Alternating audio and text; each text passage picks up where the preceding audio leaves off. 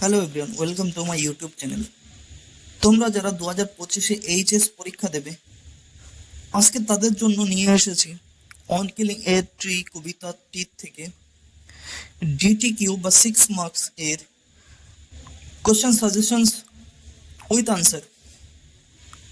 তোমরা এর মধ্যে থাম্বনেলে দেখে নিয়েছো যে একটাই উত্তর বা একটাই আনসার দিয়ে অনেকগুলো প্রশ্নের উত্তর কিভাবে আমরা লিখতে পারবো। তোমরা ভিডিওটা লাস্ট অবধি দেখো, শুধু স্ক্রিনশট নিলে হবে না, লাস্ট অবধি দেখো।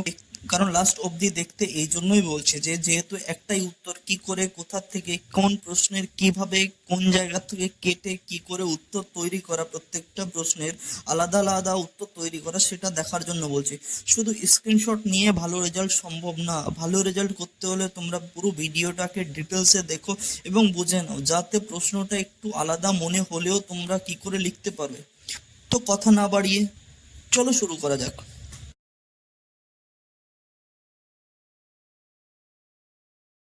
প্রথমে দেখো, আমরা প্রশ্নগুলো একবার দেখে নিই।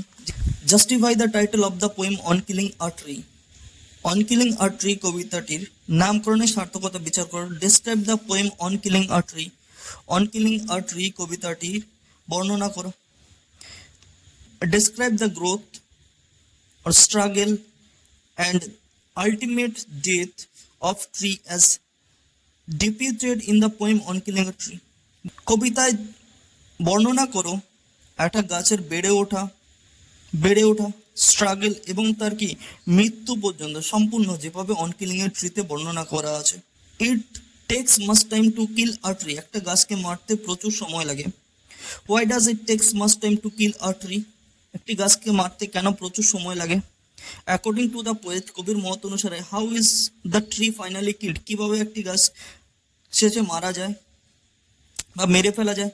How does the poet describe the growth of a tree the years? বছরের পর বছর ধরে গাছ কিভাবে বেড়ে ওঠে? What are different step to taken for kill a tree? কি কি আলাদাভাবে গাছকে মারা হয়? How does a tree offer resistance to its destruction? একটা গাছ কিভাবে তার বিনাশ প্রতিরোধ করে? How does it resistance fails? কিভাবে তার প্রতিরোধ বিফল হয়? তাহলে দেখো ডিটিকিউ সাজেশন। দেখো এখানে 16 দেওয়া আছে, মানে 2016 সালে এটা এসেছিল। Justify the title of the poem on killing a tree. On killing a tree কবিতাটির নামকরণের সার্থকতা বিচার করো। Describe the poem on killing a tree. বা আরেকটা প্রশ্ন কি আছে, অন কিলিং এ ট্রি কবিতাটি বর্ণনা করো। উত্তর আমরা কি লিখছি দেখো, Gieve Patel's on killing a tree. Gieve পাটেলের on killing a tree is a satirical and ironical poem. হলো একটা কি ব্যঙ্গাত্মক এবং বিদ্রুপাত্মক কবিতা। Through the poem the poet expresses his anger. এই কবিতার মধ্য দিয়ে কবি প্রকাশ করেছে তার রাগ against the deliberate killing of a tree by man. মানুষের দ্বারা প্রচুর পরিমাণে গাছের ধ্বংসকে নিয়ে বা গাছকে কেটে ফেলা নিয়ে। According to the poet, a tree grow slowly. কবির মত অনুসারে একটি গাছ ধীরে ধীরে বেড়ে ওঠে। It consumes the earth for a long time. এটা প্রচুর সময় ধরে মাটিকে শোষণ করে।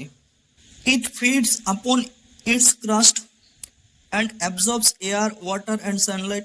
বলছে এটা খাবার গ্রহণ করে থাকে আপন ইটস ক্রাস্ট, মানে কি পৃথিবীর উপরিতল থেকে, অ্যান্ড শোষণ করে বাতাস, জল এবং সূর্যের আলো। তারপরে দেখো এখানে একটা লাইন আমি হাইলাইটার দিয়ে হাইলাইট করে রেখেছি, কেন সেটা লাস্টে গিয়ে শেষের প্রশ্নে গিয়ে বুঝতে পারবে যে কেন আমি এটা করলাম। তাছাড়া দেখবে এই কবিতার মধ্যে কিছু অংশ নীল কালি দিয়ে এবং কিছু অংশ কালো কালি দিয়ে লেখা আছে। কেন সেটা আমি পরে তোমাদের বলছি, দেখতে থাকো। It is not enough to kill a tree by hacking and chopping. শুধুমাত্র টুকরো টুকরো করে কাটা এবং কোপানো দিয়ে গাছকে মারা সম্ভব নয়। It is finally killed. এটাকে পরিশেষে মারা সম্ভব when its secret root is pulled out. যখন তার কি গোপনীয় যে মূল বা শিকড় থাকে সেটাকে তুলে ফেলা হয় ফ্রম দ্য সয়েল, মাটির থেকে, by typing it with rope, দড়ি দিয়ে বেঁধে। Its tender roots are exposed to the hard sun. বলছে এর যেই বা মূল সেটা যখন কি থাকবে, সূর্যের আলোতে পড়ে থাকবে।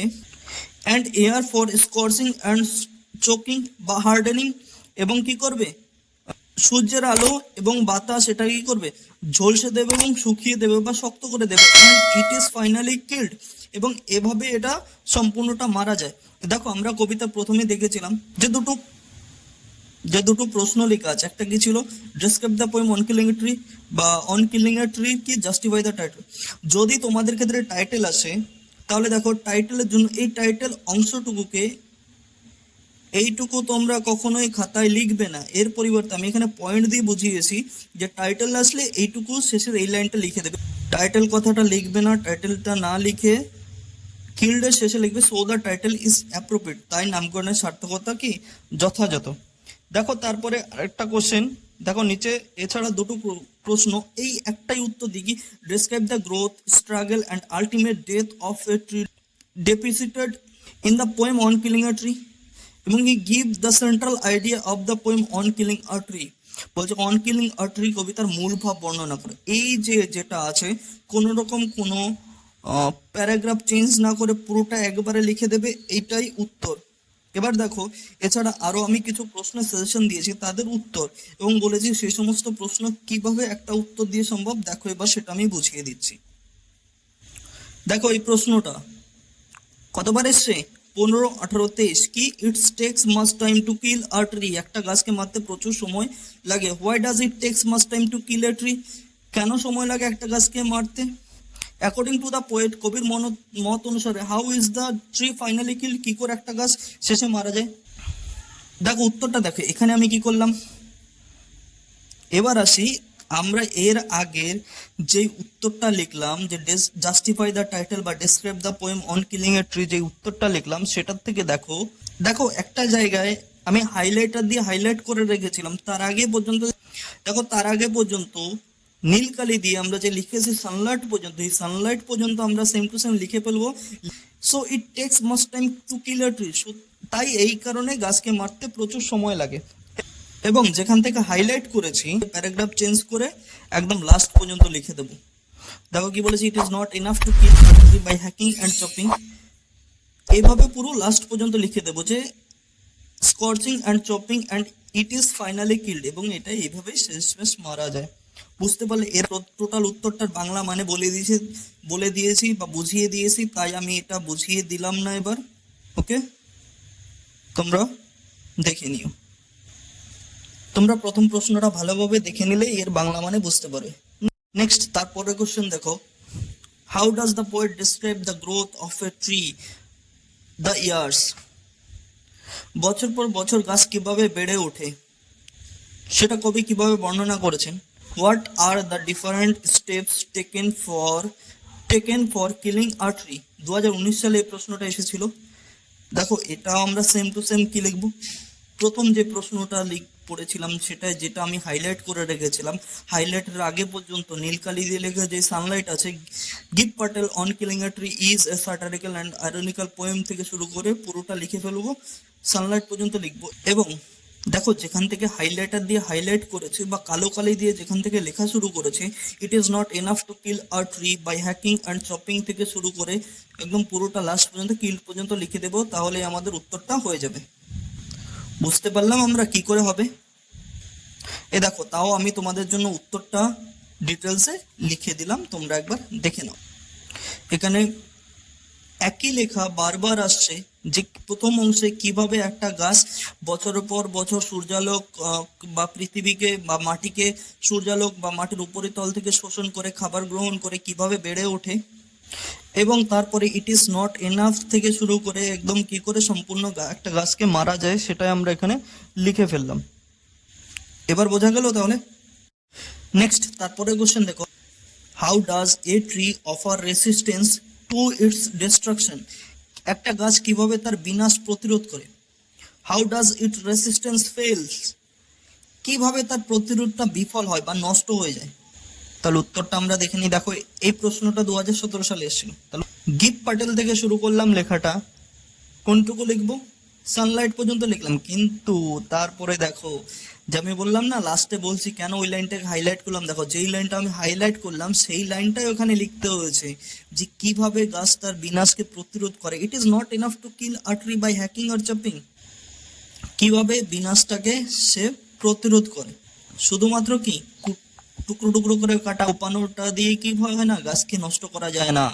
তারপরে দেখো কি বলেছে, its bleeding bark heals again and gradually grows to its former size. তারপরে বলেছে যে ব্লিডিং বার্ক বলছে গাছের যে রক্তক্ষরণরত বাকল বা ছাল আছে সেটা কি করবে, ধীরে ধীরে এটাকে হিল করে নেবে, মানে ওই গাছটাকে সুস্থ করে দেবে, এবং gradually grows it's former size, এবং এটা কি করবে, ধীরে ধীরে এটার আগের মতোই আগের সাইজে এটা গড়ে উঠবে।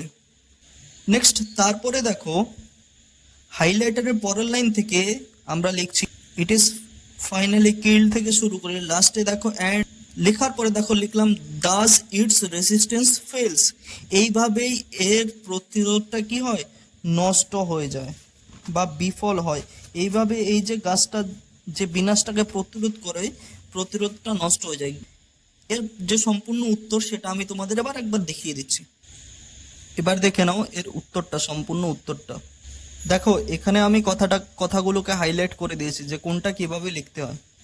একই জিনিস প্রথমে লেখা আছে গাছ কি করে বেড়ে ওঠে এবং গাছ কি করে তার ধ্বংসের হাত থেকে রক্ষা পায়, এবং দেখো শেষে দিয়ে লেখা আছে প্যারাগ্রাফ চেঞ্জ করে কি করে একটা গাছকে মারতে হয়।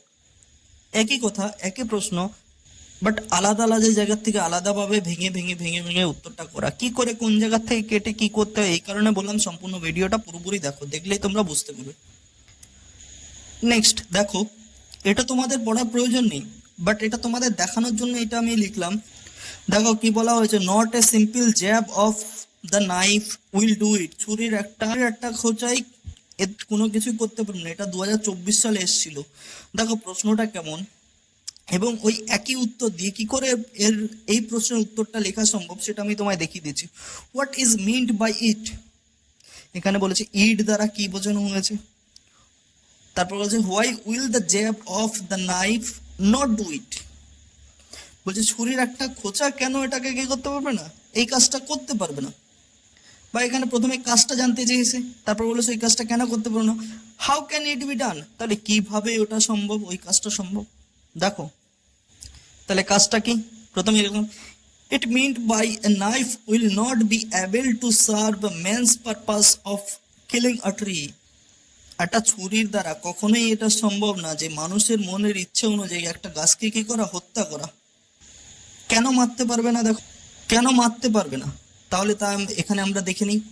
দেখো এখানে গিব প্যাটেলস থেকে শুরু করে একটা লাইন আমরা মাঝখান দিয়ে বাদ দিয়ে লিখতে পারি অ্যাকর্ডিং টু দ্য পোয়েটের মত অনুযায়ী গাছ কিভাবে বেড়ে ওঠে, এবং এই গাছের বেড়ে ওঠার কারণের জন্য কি করতে পারবো না, এই ছুরির একটা আঘাত গাছকে হত্যা করতে পারবে না।